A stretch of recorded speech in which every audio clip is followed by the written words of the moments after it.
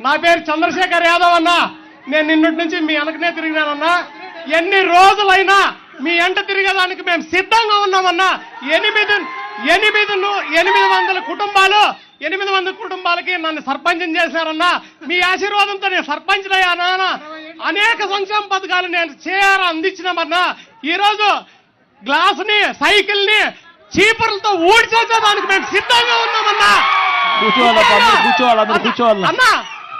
అందరూ కూర్చోవాలన్నా. అన్నా, పేదలకి పెత్తందారులకు జరుగుతున్న ఈ యుద్ధంలో నిజాయితీగా ఈరోజు కోట్లకు అమ్ముకుంటున్న టికెట్ ని మీరు ఒక నిరుపేదకి మా అనంతపురం జిల్లాలో ఒక ఈర్ల కప్పకి, అదే విధంగా వీరాంజనేయులకి టికెట్ ఇచ్చారన్నా. అన్నా, గత